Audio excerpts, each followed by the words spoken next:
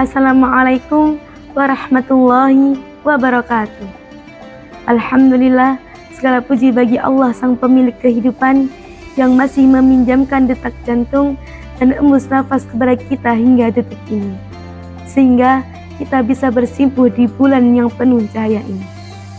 Hadirin yang dirahmati Allah, pernahkah kita bertanya-tanya di dalam hati yang paling dalam, apakah selama ini kita menyembah Allah karena kita memang mencintainya? Atau kita hanya sedang melakukan transaksi dengannya? Apakah sujud kita karena rindu ingin bertemu Sang Khalik? Atau sekedar rasa takut akan neraka dan keinginan mengejar pahala yang berlipat ganda? Ramadan seringkali kita maknai sebagai bulan panen pahala. Itu tidak salah, namun jika kita hanya terpaku pada hitung-hitungan angka, kita beresiko kehilangan esensi ketuhanan yang paling dasar. Ramadan sebenarnya adalah momentum untuk memperbaiki hubungan kita dengan Allah, bukan sebagai hakim yang menakutkan, melainkan sebagai Al-Wadud, Zat yang maha mencintai.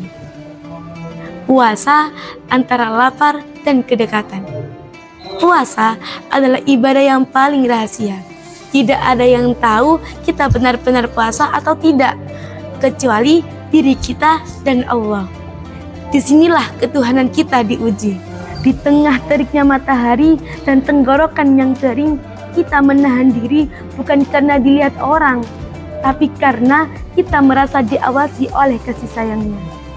Inilah yang disebut dengan ihsan, menyembah Allah seolah-olah kita melihatnya, atau setidaknya kita merasa yakin bahwa Dia melihat kita. Hadirin sekalian, ketuhanan bukan hanya tentang ritual di atas sajadah.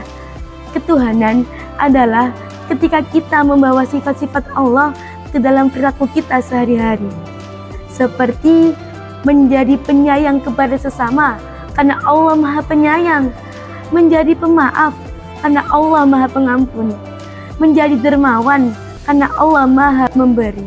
Mari kita manfaatkan sisa hari di bulan suci ini untuk tidak sekedar berpuasa, tapi bertemu dengan Allah di setiap sujud kita.